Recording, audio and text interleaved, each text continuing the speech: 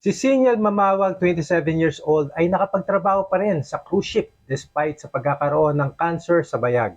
Graduate ng HRM sa John Lacson College, Bacolod at lumuwas ng Maynila para mag-apply. Despite sa dami ng rejections, ang nagbigay oportunidad sa kanya ay ang NYK Lines. Pero nung pinamedical na siya, ay napagkaalaman sa urologist na kailangang operahan para tanggalin ang kanyang kaliwang bayag at na-diagnose na may testicular cancer. Gumuho ang kanyang mundo at pangarap ng dahil dito at tingin niya na wala na siyang pag-asa sa buhay. Pinaalam niya sa kanyang ama ang nangyari at pinayuhan na pumunta sa Unida Evangelical Church sa Pasig. Kinupkop ng simbahan at tinulungan na magpagamot. Dahil sa kanyang cancer, humina ang kanyang immune system dahilan ng pagkakaroon din ng pneumonia at TB. Ang detalye ng kanyang paggaling ay ipopost po natin sa ating page para magabayan din yung katulad niya na parehong sinapit. Fast forward, na-declare ng doktor na gumaling na siya sa cancer last May 2022.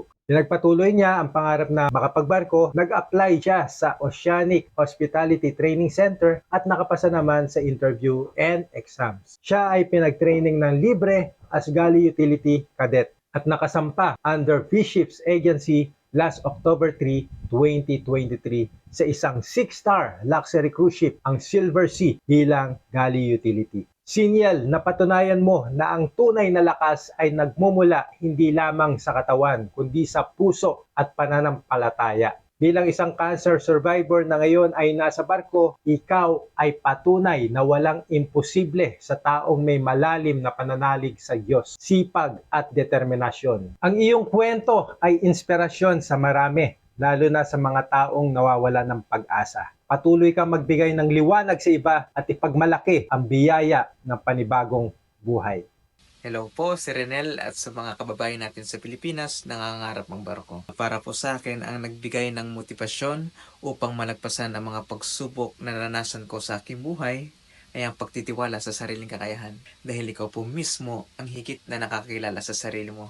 Maraming beses din po akong nadapa, pero ang importante ay agad din po akong bumangon, tumayo sa aking pagkakadapa upang may pagpatuloy ang aking mga nasimulan, ang aking pangarap na magpagbarko. Dahil kung kaya ko, ay kaya nyo rin, sigurado. At ang may papayo ko lamang po sa mga taong bumibigay sa mga hamon sa buhay ay huwag po natin kakalimutan na mayroon pong Diyos sa itaas. Hindi po siya nakakalimot.